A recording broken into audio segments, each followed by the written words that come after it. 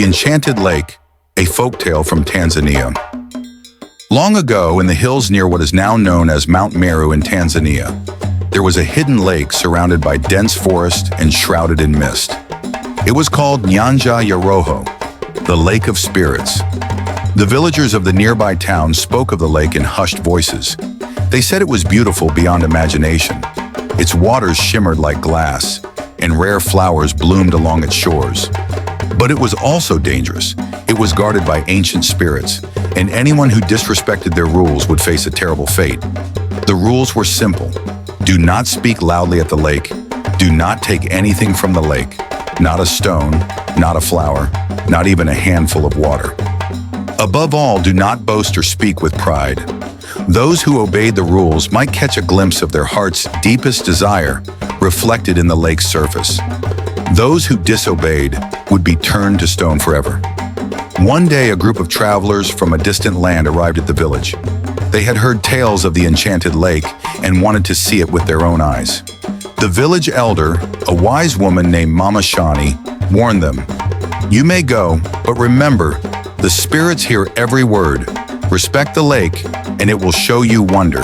Disrespect it, and you will never return." The travelers laughed. "Old stories for simple folk," one of them scoffed.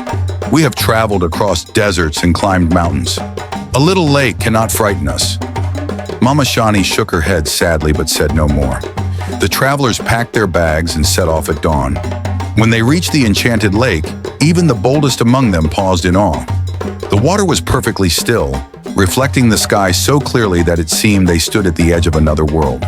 Soft music, like the sighing of the wind, drifted across the surface. Strange, bright flowers nodded at the water's edge, and great trees bent low, whispering secrets into the mist. For a time, the travelers were silent, but then one of them, a proud young man named Baraka, bent down and plucked a brilliant red flower from the shore. Immediately, a hush fell over the lake. Even the birds stopped singing. "What are you doing?" hissed one of the others. "You heard the warning." Baraka laughed. "What can a flower do? I shall bring it back and sell it for a fortune." Another traveler, encouraged by his bravado, stooped to scoop a handful of the shining water into a flask. At that moment, a deep rumbling came from beneath the earth. The mists over the lake thickened, swirling into ghostly shapes.